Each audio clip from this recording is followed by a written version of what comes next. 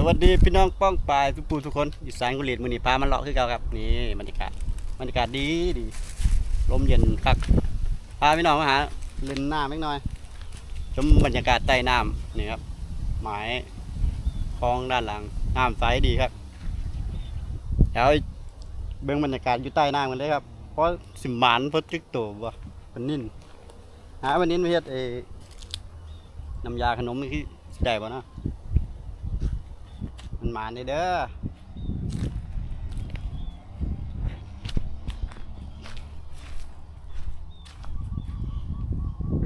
เอ๊ะลุยกันเลยครับอ่านบ่เรียบร้อย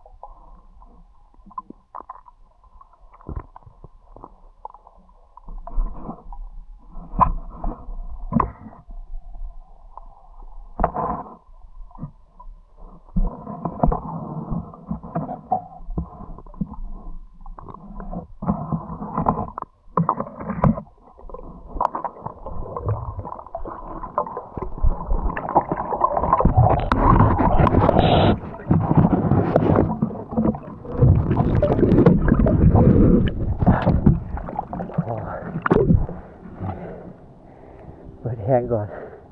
มันถอยดีเดี๋ยวลงไปไว้ครับยังพอตื่นหรอก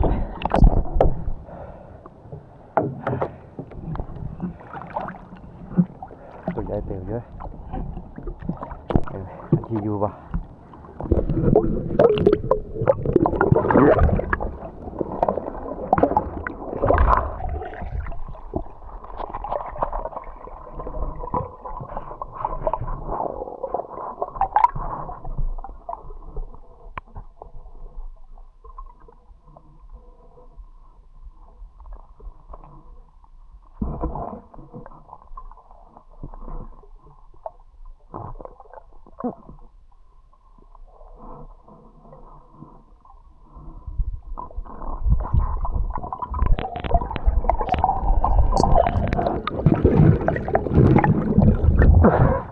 หายจอยบ่เห็นเศร้า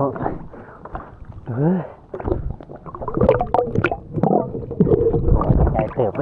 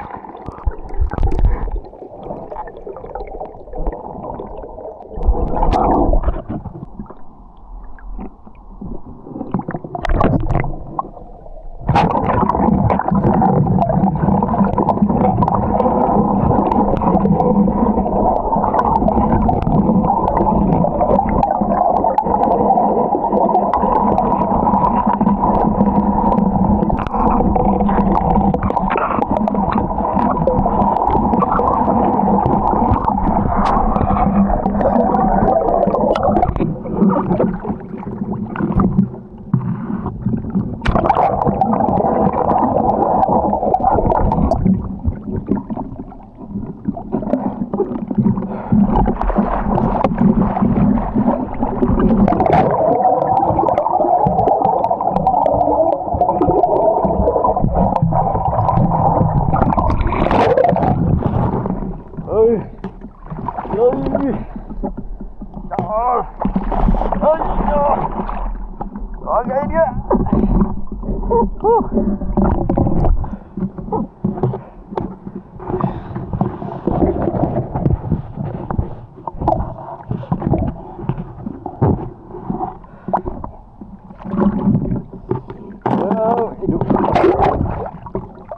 ุกยักษ์ลูกไม่น้ำ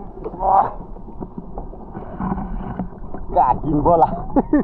มาเลยพี่น้องเอ้ยกระดุกขี่ไหลเลย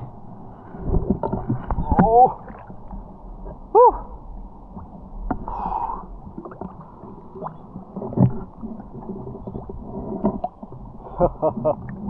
ในสุด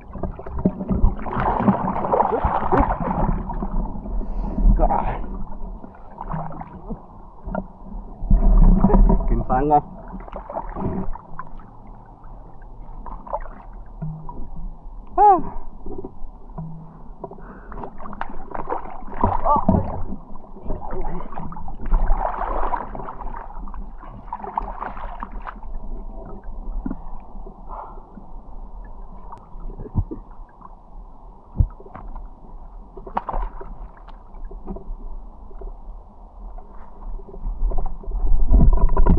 ไปครับมีแต้ม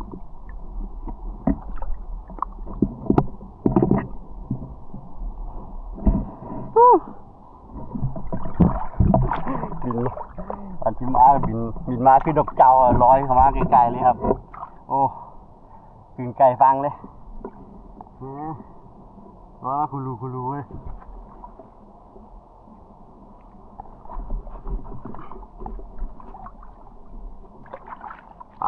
แดงแหงมัน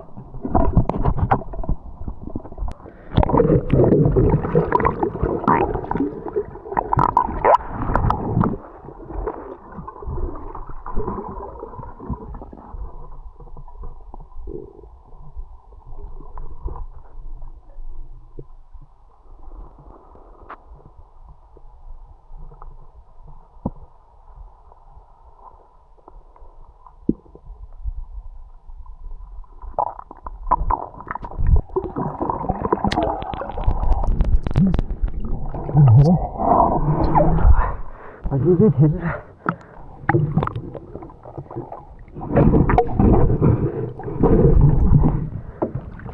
กลับมาพอเนาะ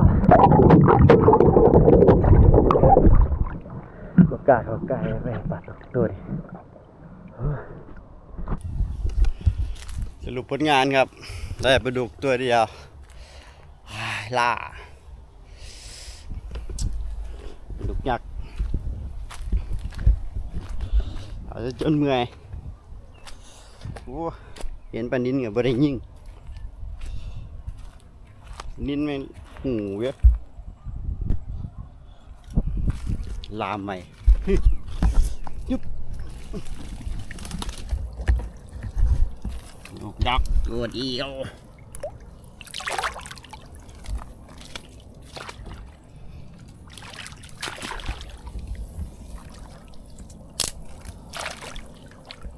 ไปครับ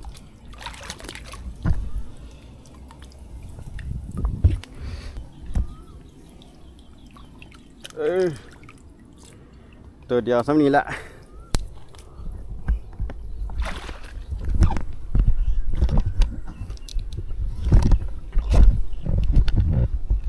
ชีปลาดุกจักตัวเครื่อง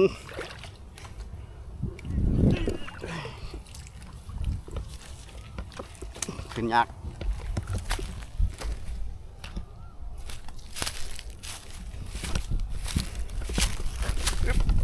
ฮัลโหลลูกดอก